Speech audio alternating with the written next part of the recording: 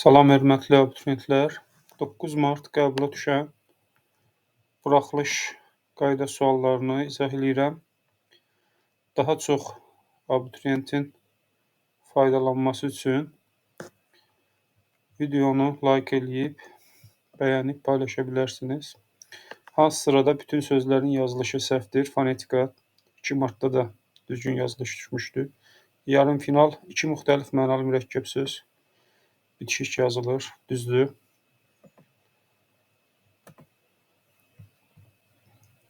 Kəmşirin bitişik yazılır, düzdür. İlbəil bitişik yazılır, düzdür. Üfüq bitişik yazılır, düzdür. Hamısı səhv yazılıb. Düşkün Q ilə yazılmalıdır. Kokteyl sonuncu hecada Y düşübdür. Kokteyl. Alayarımçıq defislə yazılmalıdır. Bitişik yazılır. Hamısı səhv yazılıb. Bəndi. Gözü su içməmək, frazoloji birləşməsi şübhələnmək, inanmamaq deməkdir. Cavab B bəndidir. Uyğunluğu istəyir. Cümlə üzvlərin əlavəsi. Atasına, Azərin atasına, Amil dayıya.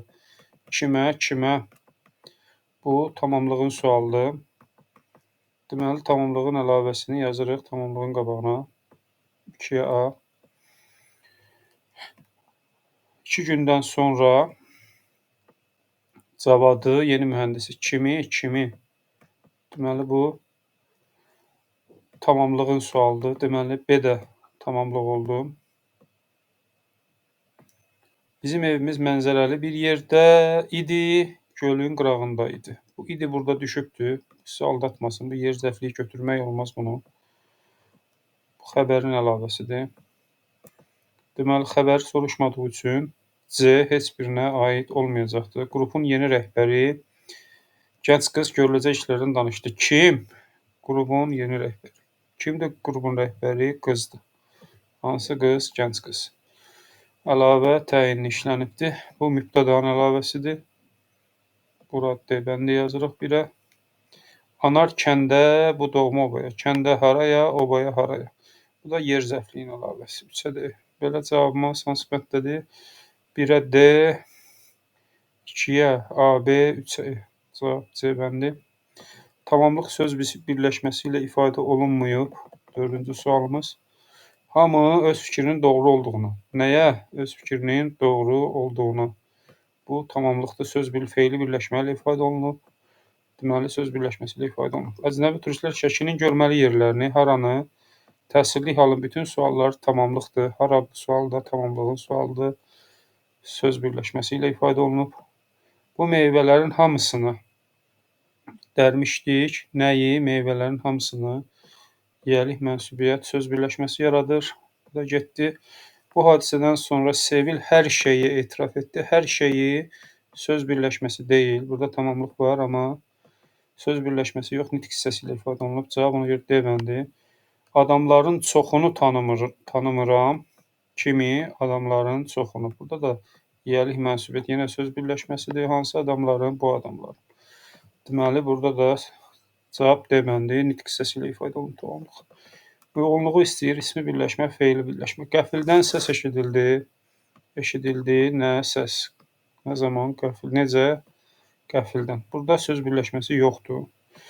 Düşmənin çirkin niyyətini. Düşmənin niyyəti. Yiyəlik mənsubiyyət ismi birləşmə yaradır. Deməli, 1-ə B. Sən bunu mu deyirdin? Deyirdin. Nəyi? Bunu. Sən. Burada da söz birləşməsi yoxdur. Getdi C bəndidə. Cəmil gedərkən uşaqlar yuxulu idilər. Yuxulu idilər. Kim? Uşaqlar.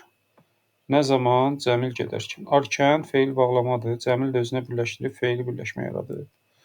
2-yə D bəndi. Təşkil edilmiş bu sərgidə rəssamlar da iştirak edirdilər. İştirak edirdilər. Kim? Rəssamlar. Hansı sərgidə? Bu sərgidə. Hansı sərgidə? Təşkil edilmiş sərgidə. Burada feili birləşmə aslı tərəfdə olduğu üçün, daha doğrusu feili birləşmə deyil, feili sifət aslı tərəfdə olduğu üçün bu ismi birləşmə yaradır. Deməli, 1-ə BE, 2-yə D. 1-ə BE, 2-yə D. Burada da E bəndindədir. Cavab E bəndi. 36-cı sual.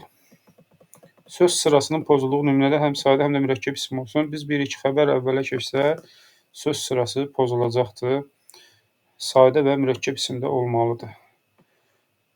Bəs kim yetişəcək? Bəs kimə yetişəcək o bağ-bağçanın qazancı? Burada söz sırası pozulub. Bağ-bağçanın qazancı nə? Burada həm bağ-bağça var, amma qazanc qazanmaqdan yaranıb. Bu düzəltmə isimdir. Sadə isim yoxdur, ona görə bu getdi. Bayraqlar, boru. Burada vurhavur. Vurhavur mürəkkəbdir, mürəkkəb isimdir. Boru isə sadə isimdir. Həm də xəbər əvvələ keçib. Burada bütün şərtlər var. Cavab B bəndidir. Növbəti suala keçirik. D bəndində, 36-da D bəndində mürəkkəb isim yoxdur. Eşidər, eşitməz feildir. Feili bağlamadır. Burada mürəkkəb isim yoxdur. Ona görə getdi. Sevgi düzəltmədir. Bahar sadədir. Burada da mürəkkəb isim yoxdur. Ona görə getdi. Qohum-əqrəba mürəkkəbdir. Mənim də beynimə batır. Beynimə batır yoldaş. Burada qohum-əqrəba mürəkkəbdir. Sadə isim də var, mürəkkəb isim də var. Amma burada söz sırası pozulmayıb. Yoldaş sonda gəlib. Biz bilirik ki, xitab hər yerdə gələ bilər. Ona görə C bəndində söz sırası pozulmayıb. Ona görə bütün şərtlərə cavab verən B bəndidir. 37-ci sualdayıq. Verilmiş cümlədə zərfin mənaca növlərini istəyir. Biz kəndə çatanda, kənd isimdir, məkan mənalı isimdir. Buna yer zərfi götürə bilməliyik. Çatanda nə zaman sualına cavab versə də çatmayanda feili bağlamadır.